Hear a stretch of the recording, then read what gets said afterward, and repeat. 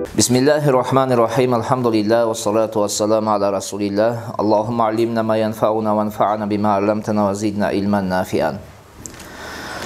Hurmatlı okuçular, biz Muhtasarul Kudriyatlı kitepten sabağımızda ulantып жатабыз. Өткен sabaqta қалып кеткен қоқыс атқарылбай қалған намаздарыбыздың қазасын оқу туралы теманы башына айтып, кириш сөз қылып, ошол жерде сабақ мөөнөтүбүз бүткөн экен. Туурабы? Ошол жерде мен канча нерсени айттым? Эки нерсени айттым. Каза намаздар тууралуу. Биринчи, каза намазыңызды каза кылып койсоңуз, казасын аткарсаңыз, ооба, сиз ошол казасын окудуңуз болуп, бул жоопкерчиликтен кутуласыз. Бирок ошол намазды кечиктиргениңиздин күнөөсүдөн сиз эмне болбойсуз? Кутулбайсыз. Намазды кечиктирген үчүн сизге күнөө жазылат. Ал күнөөдөн кутулуу үчүн сиз Кудай Тааладан кечирим сурап, тооба кылып, ошол кылган ишиңизге өкүнүшүңүз керек. Ошондо гана анын күнөөсүдөн сиз кутуласыз.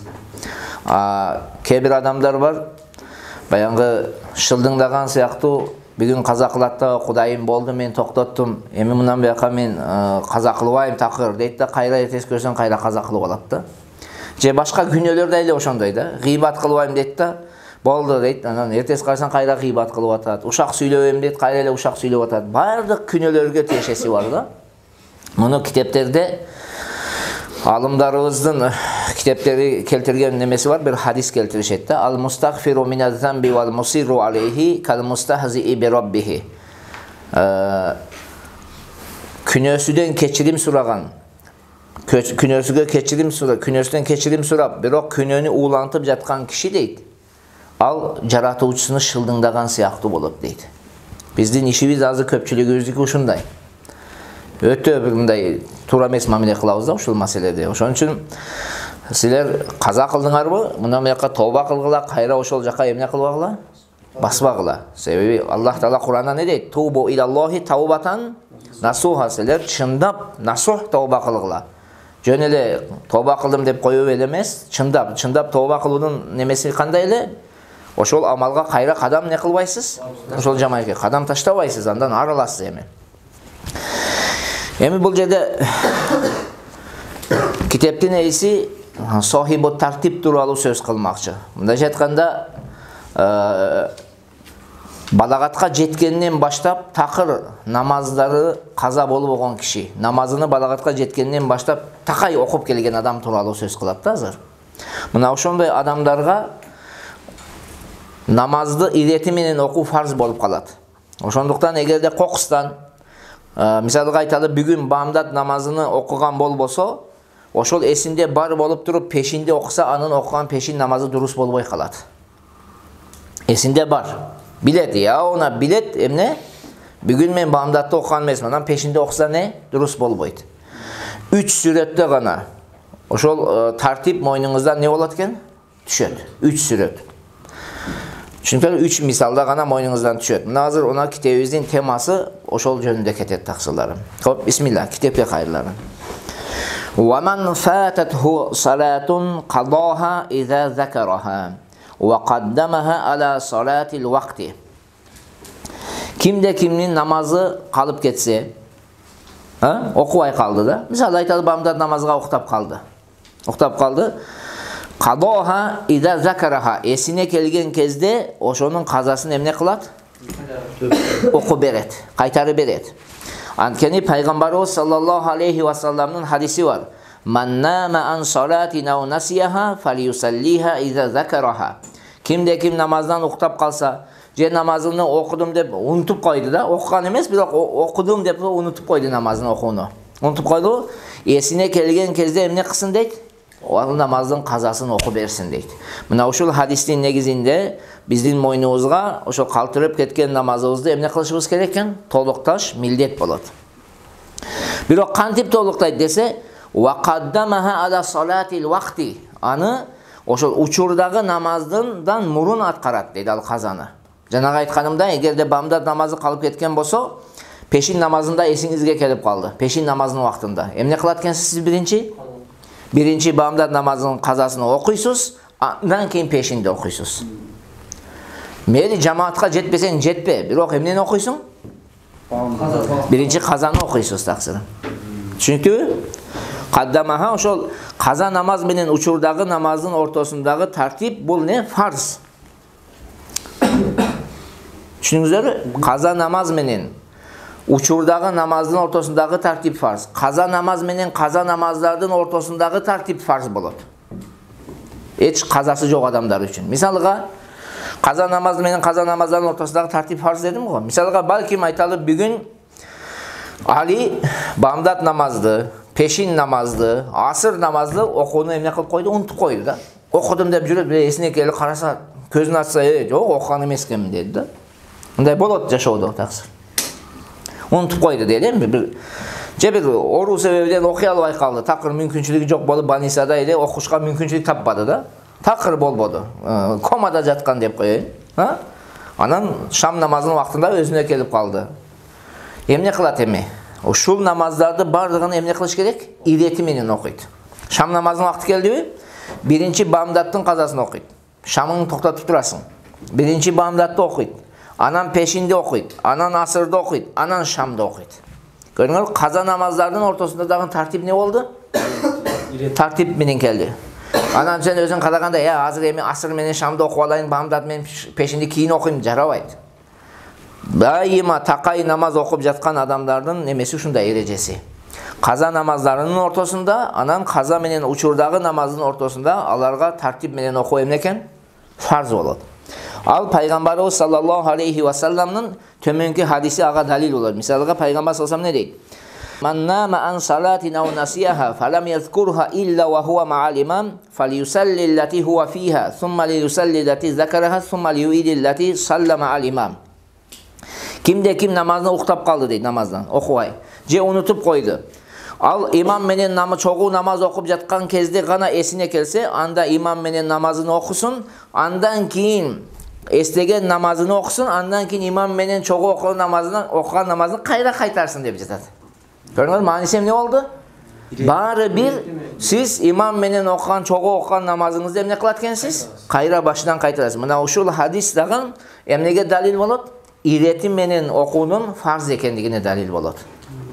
Düşünüңүздөр, бұл ким үчүн дедим, дагы бир жолу айтайын. Сохибут тартип, өмүрүндө каза кылбаган адам. Же каза кылган болсо дагы счетчикти нөлгө түшүргөн адам. Мисалы айталы, Али 5 жыл 12 жашта балагатка жеткен эди, 17 жашына чейин намаз окубады. Канча жыл казасы бар? 5 жыл. 5 жыл казасы бар. Мына ошол 5 жылды казасына Али бир чекеден жазып алып туруп, бир четтен окуп чыкты баарына.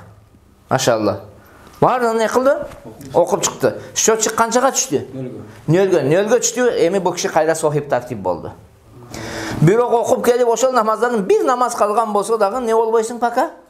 Сохиб тартип болбойсуң. Бардыгынын казасын аткардыңбы, сен кайра сохиб тартип болосуң таксыр. Çünkü ошон үчүн кимиңиздерде каза намаздар бар болсо, ошол каза намаздарды окушуңуздар керек таксырларым. Каза намаздарды окуу бул зарыл маселелерден. Өтө мойнуңуздарга милдет. Буну нафыл намазга неметпей, нафыл намазды окуганга караганда каза намаздарды окуу жакшы. Эми караңыздар.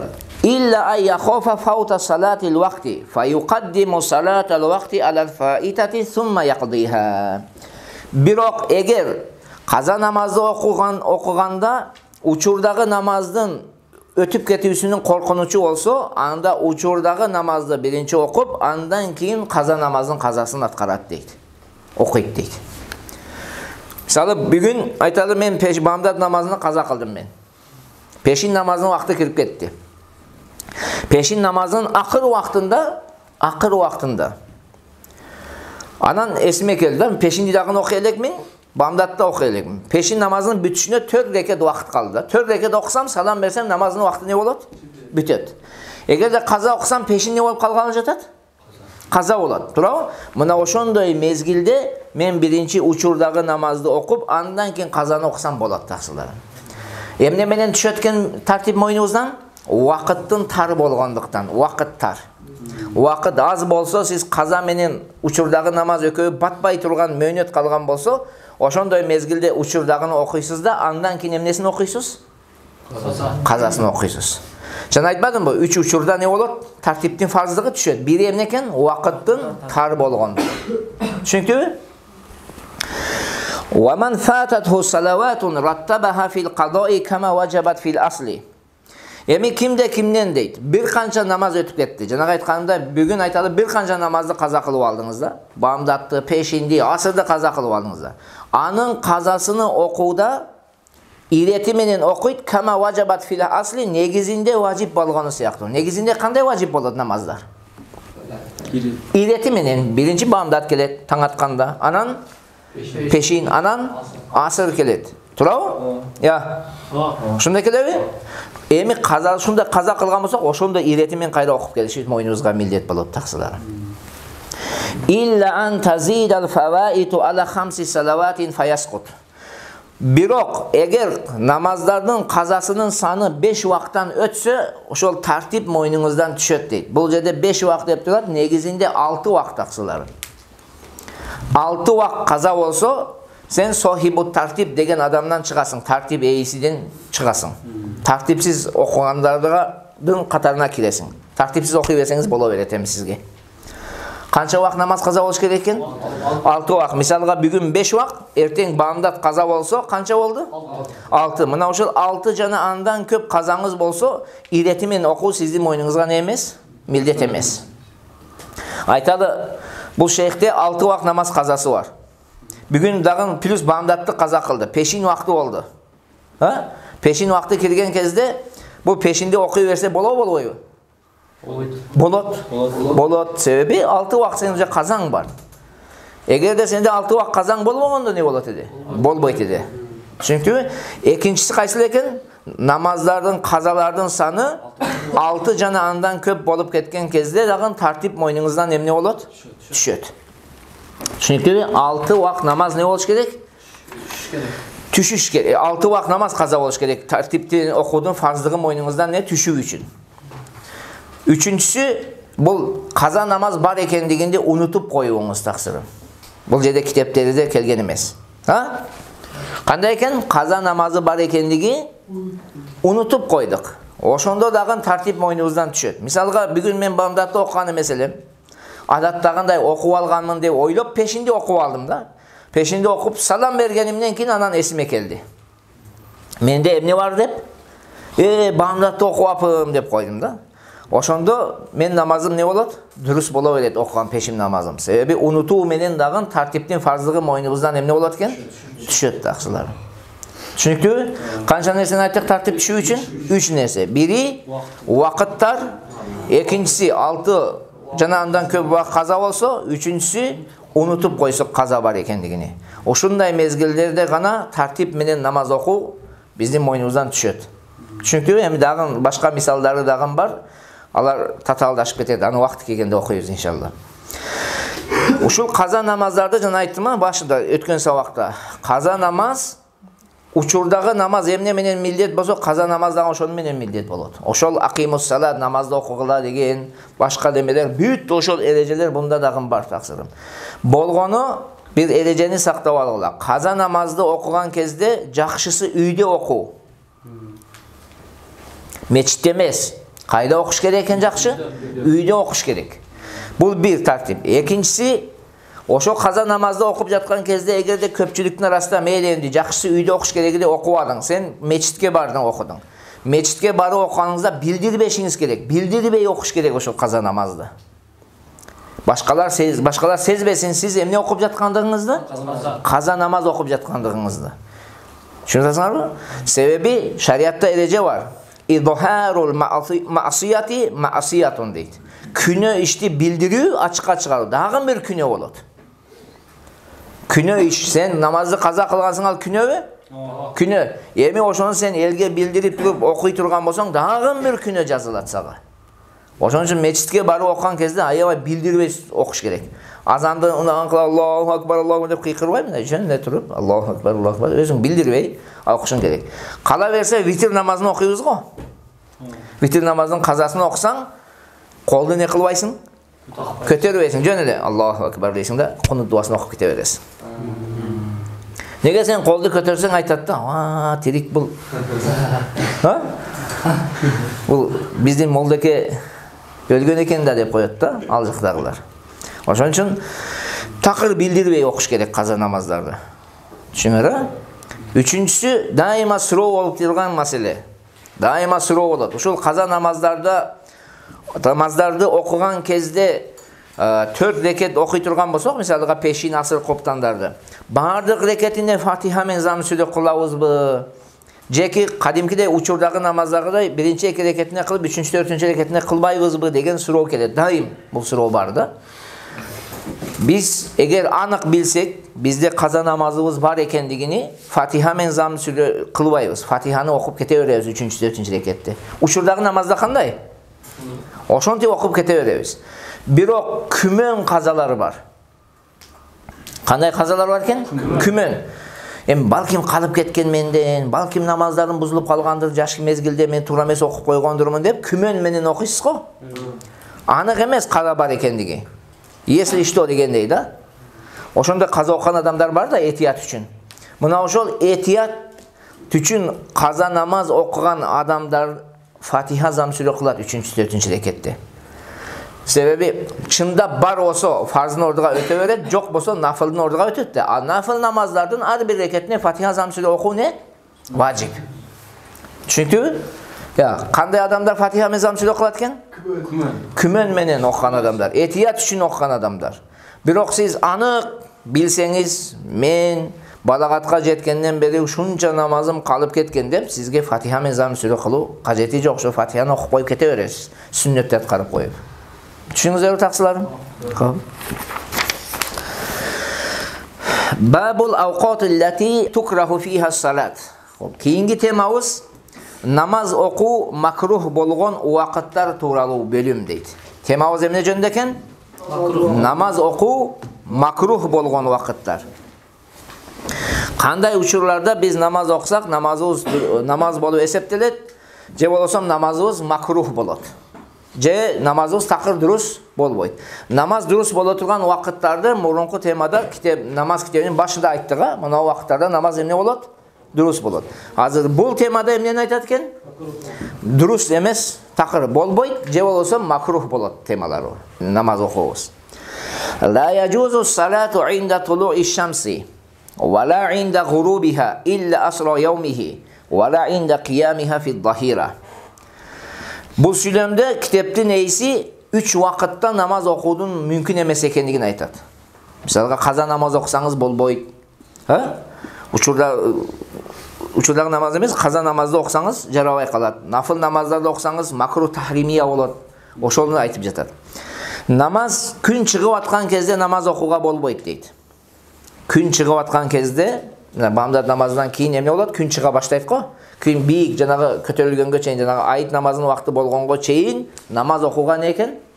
Болбойт. Вала инда гурубиха илля аср яумихи. Ошондой эле күн батып жаткан кезде ошол күндүн асырынан башка намазды окууга болбойт. Ошол күндүн асырын гана сизге рухсат берилет окууга. Ал да эле макрулук менен мойнуңуздан түшөт да.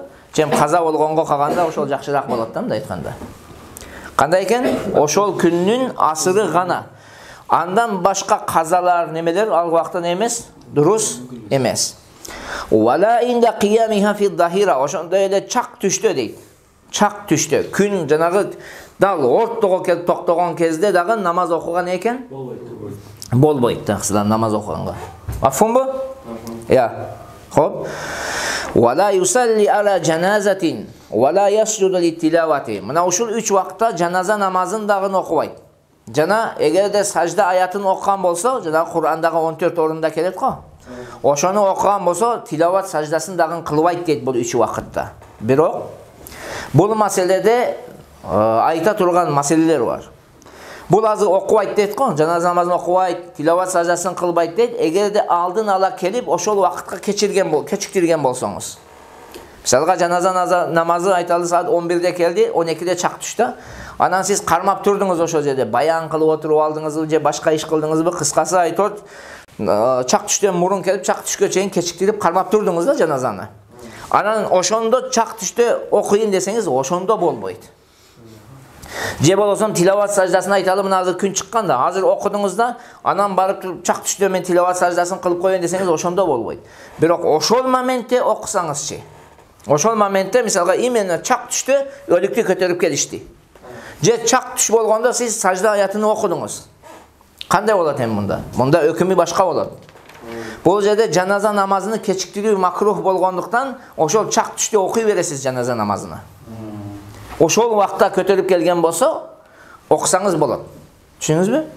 Ал эми тилават саждасыны ошол вакытта кылсаң болот, бирок кечиктирүү жакшы муну. Ошол вакытта кылбай, күндү оотуп, андан кийин кылганыңыз жакшы болот. Түшүндүңүздөрбү? Макрух, ошол вакытта кылсаңыз макрух болот деген сөздөр бар да. А бирок жаназа намазыны кечиктирүү макрух болот. Жаназа намазын чак түштө көтөрүп келеби, кайсыл вакытта болбосун, ошол моментте эмне кылыш керек экен? Дароо окуш керек. Жаназаны кечиктирүү макрух. Түшүндүңүзбү? Мына жерде азыр сүйлөмдүн сырткы мааниси окубайт деп коюп атат да. Бул качан окубайт экен? Эгерде алдын ала келип, ошол вакытка чейин сиз кечиктирген болсоңуз. Ошондо окубайт деген сөз. Ошол моментте көтөрүп келсе эмне кылат экенбиз таксыларым? Окуш керек. Окуйбуз кечиктирбей. Билесиңер да, өлүктү канча бар батыраак жаназа окуп эмне кылыш керек? Жерге бериш керек. Wa yukrahu an yatanaffala ba'da salati al-fajr hatta tatlu ash-shamsu.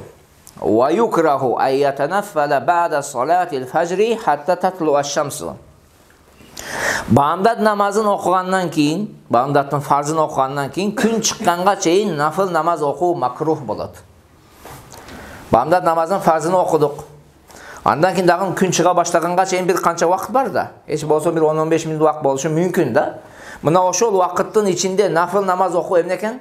Макрух. Нафыл намаз окуу, тахиятул масжид окуу, шукурул вуду деп коет го, жана дара тагындан кийин 2 рекет намаз окуйсуң. Ушуларды окуу бардыгы эмне болот таксыларым? Макрух болуп эсептелет. Бирок каза окусаңыз болот. Бул вакытта каза болот. Түшүндүңүзбү? Күн чыга баштаганга чейин бамдаттын фарзын окугандан кийин күн чыга баштаган каза окусаңыз жарай берет. Бирок нафыл намаз не экен? Мүмкүн эмес. Wa ba'da salatil asri hatta taghruba ash-shamsu. Жана асыр намазынан кийин күн батканга чейин дагы нафыл намаз окуу макрух болот. Асыр намазын кылгандан кийин окугандан кийин күн батканга чейин нафыл намаз окуу макрух болот. Нафыл намаз күн баткандан кийин анан сиз шамды окуйсуз да, шамдан кийин анан канча нафыл окусаңыз окуй бересиз. Эрежеси ушундай. ولا بأس بأن يصلي في هذين الوقتين الفوائد. Мына ушул эки вакытта каза намазды окуудун зыяны жок дейт. Кайсыл эки вакытта? Бамдаттын фарзын окугандан кийин, асырдын фарзын окугандан кийин каза намаз окусаңыз не экен? Болот. Бирок асырдын фарзын окугандан кийин күндүн нуру өзгөргөнгө чейин каза окушуңуз керек. Анан күн жана саргайып калат го? Көз уялбай калат. Карасаңыз күн батайын дегенде ошондой го. Асыр намазын вакытта бир аз көзүңүз уялып турат. Анан күн кызарып калган кезде көзүңүз уялбай калат. Ошол вакытта эмес, таксылар. Ал вакытка чейин эмес. Сиз карасаңыз көзүңүз уялып турса, ошондо каза окусаңыз не экен? Болот. Анан көзүңүз уялбай калган вакыт кирген болсо, учурдагы намаз кандай макрух болсо, каза намазыңыз да эле не болуп калат? Макрух болуп калат. ويكره أن يتنفل بعد طلوع الفجر بأكثر من ركعتي الفجر. ويكره أن يتنفل بعد طلوع الفجر بأكثر من ركعتي الفجر. Таң аткандан кийин бамдат намазынын 2 рекетинен ашыкча, же 2 рекетинен көп нафыл намаз окуу макрух болот. Мана бүгүн айталы таң атты, чыныгы таң атты. Азанчыбыз азанды айтты. Чыныгы таң деп эмне айтат деп таксырым? Экинчи таңды. Мына ошол экинчи таңдан кийин күн чыкканга чейин намаз окуу не экен? Макрух болот. 2 рекет нафыл гана окуйсуз. Ал дагы бамдат намазынын 2 рекет сүннөтү болот. Андан башка нафыл окуу не эмес, мүмкүн эмес. Тахиятул масжид окубайсыз, назыр кылган болсоңуз окубайсыз. Эгерде ажылыкта болгон болсоңуз, таваф кылып бүткөндөн кийин 2 рекет намаз окуш керек да. 7 жолу айлангандан кийин 2 рекет не окулат? Нафыл окулат. Түшүндүңүзбү? 7 жолу айланганыңыздан кийин 2 рекет намаз окушуңуз керек. Мына ошол 2 рекетти дагы окубайсыз. Кийин окуйсуз. Күн намаз окуу рухсат болгон күн чыккандан кийин анан окуйсуз. Түшүнүктүүбү таксыларым? Кандай экен? Чыныгы таң аткандан кийин бамдат намазынын 2 рекет сүннөтүдөн ашыкча нафыл намаз окуу макрух болот. Эми мындан тышкары дагы таксылары, мындан тышкары дагы бар, азыр айтабыз. Вала ятанаффалу кабла ал-магриб. Биздин мазхабтын көз карашы боюнча, шам намазынын астында нафыл намаз окулбайт. Мына Шафи мазхабтарда же болсо мына салафилерди карасаңыздар, шам намазыга азан айтылгандан кийин дароо булар эмне кылат? 2 рекет намаз окуп коет да, андан кийин эмне окуйт? Шам намазын окушат булар. Биздин мазхабта ошондой не экен таксыларым? Жок. Себеби шам намазынын 2 рекетчелик вакыты киргенден кийин 2 рекетчелик кечиктирүү макрух болот. Но мурунку сабактарда айтканбыз. Ошон үчүн бизде дароо эмне кылышыбыз керек?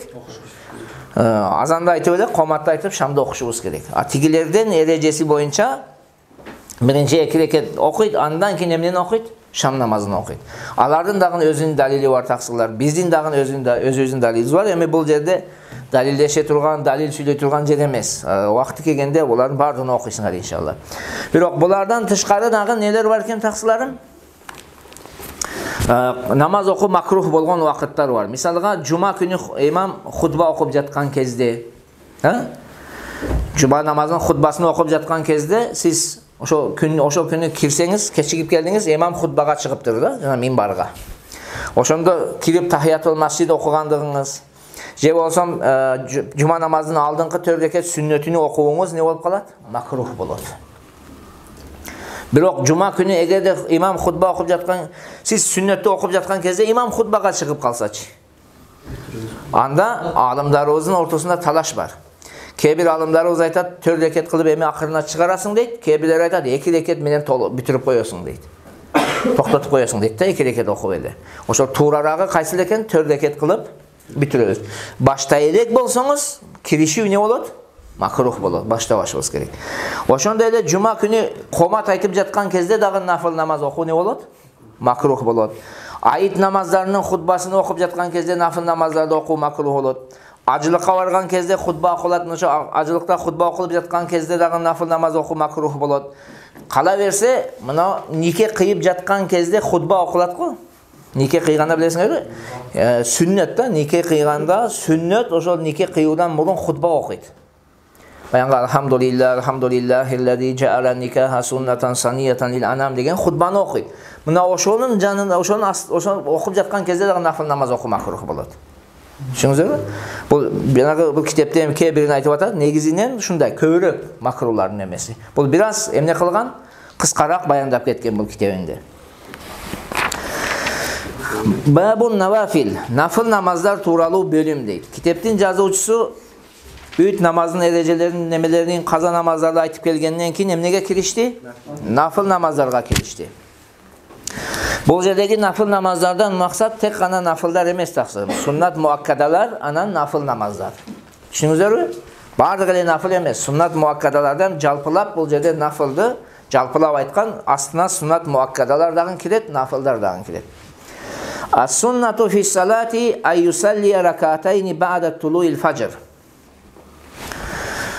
Таң аткандан кийин, чыныгы таң аткандан кийин 2 рекет намаз окуу суннат муаккада болот.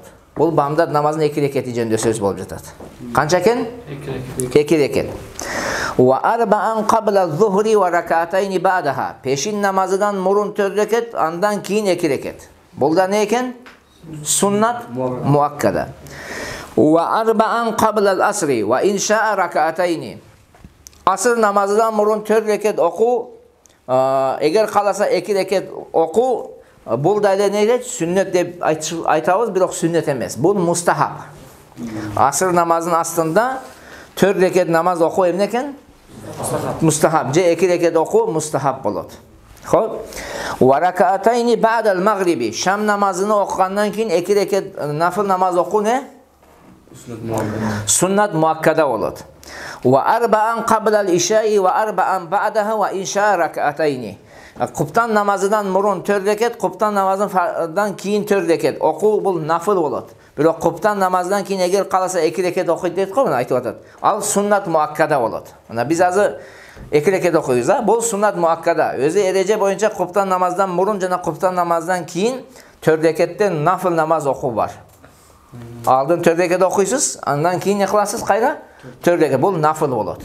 Ал эми 2 рекети не болот? Суннат муаккада болот. Ва навафилун нахари инша салла ракатайни bi taslimatin vahidatin ve insha arba'an. Kündüzgü nafıl namazlarda eğer kalasa bir salam menen 2 reket okuyt. 2 reketten okuyt dep jatat. Eğer kalasa 4 reket okuyt. Kalаңыз 2 okuyңыз, kalаңыз 4 bola beret. Aşırı baş gerek de oşonun. 2 4 patolog. Ve yukrahu ziyadatu ala zalik. Mına oşol 4 reketten aşıkça oku ne bolot? Makruh bolot. Mına jatna bir niyet menen patolog kança oku dep jatat? 4 reket. 2 reket okudun, taşahhud okuysun, 2 reket okudun, taşahhud okuysun, salam berip çıgasın. Siz kalasanız oşo bir niyet menen bar go, 100 reket okusaң da bola beret. Bir niyet kılıp koyup kete beresiz, al jagı üstü açık. Nafıl namazlarda uşunday.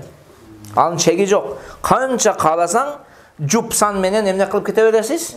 Okup kete beresiz. Birok kündüzü patolog kança okuş gerek eken? 4. Eğer 6 kılsaң makruh bolup kalat. Ve amma nawafilul leyli faqala Abu Hanifata in salla 8 rakaatin bi taslimatin vahidatin caza. Alemi tünkü namazlar turalı söz kılsak demek Abu Hanife rahmetullahi aleyhi aytkan. Eğer bir salam menen 8 reket okusaң bolat degen. Bir jolu niyet kılıp kança reket okuysun? 8 jol. Bir jolu kulak kagaсын Allahu akbar dep. Büt rekete veresin. Üstü açık 8 reket geçeyin. Birok kanday okudu dedik canı? Cum 2 rekette taşahhud, 2 reket taşahhud, 2 reket taşahhud, 2 reket ne olur? Taşahhud olur. Ve yukrahu ziyadatu ala zalik. Mına oşul 8 reketten aşıkça bir niyet menen oku ne olup kalat? Makruh bolat taksıları. Ve qala Abu Yusuf ve Muhammed la yazidu bil leyli ala rakatayni bi taslimatin vahidatin. İmam Abu Yusuf menen İmam Muhammed rahmetullahi aleyhi aytıştı. Tündösü 2 reketten bir salam menen ne kılbaydı? Aşıkça kılbaydı. 2 reket patolog okuydu. 4 reket okusa jarabaydı deydi. Makruh bolat da buların köz karaşı boyunca. Bular taravih namazga salıştırat da tünkü namazı sünnetlerge. Çünkü taravih 2 reketten okuyuz bu. Şu tünkü namazdagın kançadan okuydu deydi? 2 reketten oku buların köz karaşı boyunca jakşı. Mana fatvadagın tünkü meselesinde uşul kişilerin sözünde berilgen da köp kitepleri 2 reket. 4 reketten emes, kança reketten okusak jakşı eken tünde? 2 reketten taksıdan. Uşul jerde bir nerseni jakşı eşiңiздерге alыңыздар. Bu mana kitepte kelgen emes, başka kiteplerde kelip taksı. Uşul nafıl namazına tieşelүү mesele bu. Nafıl namazına tieşelүү. Nafıl namazında niyet emes, kirigişүү şart. Niyet emes, sen baştaşın, oşonu iş yüzüne aşırıuң eske alınat. Siz 10 reket niyet kılıp 2 reket okupaysanız da bola beret. Başka namazda da bola oşonu kılsan? Bolboy. Nafıl namazlarda siz 10 reket niyet kılıp 2 reket okusan bola. Birok 2 reket niyet kılıp 10'da okup koysan da bola beret. Bu nafıl namazı şunday tema. Niyet emes ne eken bunda aslında sen kirişi oşonu iş yüzüne aşırıuң karalat. Emi birinci 2 reket emnemen baştalat. Eğer de misal 8 reket okumakçı olsan. Birinci 2 reket niyet menen takbir tahrima men baştalat. 3. reket nemen baştalat? Kıyam menen. Ordundan turdun sen уже kiriştin, niyet kıldın, kakbotta жаңадан başladın degen söz bolat. 5. reket dağı ne olur? 5. 6. reket oşonda ordundan turup mana men okuyayım deşiң menen baştalat. Ordundan turup asaң saga ne emes al? Mildet emes. Misalı aytalı 4 reket niyet kıldın. 2 reket niyet kıldın. Birok 4 reket niyet kıldın deyin. 4 reket niyet kıldın da 2 reket okup ordundan turup asaң şu 3. rekette oku saga mildet emes. 3. 4. rekette okudu. Birok 2 reket niyet kılıp 3. salam ber ve 3. reketke tursan al namazlarda o 3. 4. rekette oku jam oyununuzga millet bolup kalat. Düşünüңүздөр, бул жерде эмне шарт экен таксыларым? Киришүү баштоо шарт. Жанагы ниет эмес.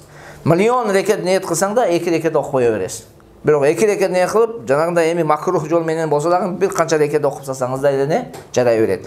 Ар бир 2 рекети өзүнчө намаз болуп эсептелет нафыл намаздарда. Мисалга ишрок окуйбуз. Ишрок канча рекет окуйбуз? 4, 4 рекет окуйбуз. Мисалы ошол 4 рекеттеги бириктирип окусаңыз, мына ортодо отурганда салават окуйсуз, дуасын окуп, анан 3-чү рекетке туруп сана окуйсуң, окусаң болот да кыскасы. Биз көпчүлүк адамдар окубайт, бирок окусаң болот. Ушул жерде 2 рекеттен кийин нафыл намаздарда отуруп алып, салаваттарды окуп, анан 3-чү рекетке турганда кайра сана окусаң уруксат берилет. Болот ошондой кылсаңыз. Суннат муаккадаларда, важибте, фарздарда андай кылбайсыз. Мына жерде отурганда ташаххудду окуп эле не? Туруп кетесиз, бирок нафыл намаздарда мына жерде сиз кошсоңуз уруксат берилет. Түшүнүктүбү? Муну ар бир 2 рекети өзүнчө намаз болгондуктан кичине бир башкача нелер бар булардын, өзгөчөлүктөрү бар да. Көп адамдар айтат го, жанагы 2 сажданын ортосунда дуа окусам болобу, салаваттан жанагы ташаххудтан кийин салаваттарды окусам болобу? Болот. Мына нафыл намаздарда окуй бер. Болот, нафыл намаздарда биздин мазхабта. Бирок неде окубайбыз? Фарз, важиб, суннат муаккаларда окубайсың. Эгерде аларда мындай ортодо отурганда салаваттарды окуй турган болсоң, не милдет болуп калат? Жаңылуу саждасы милдет болуп калат аксыр. Түшүнүктүбү? Валлаху алам, бис-саваб ва илайхил маржа вал мааб.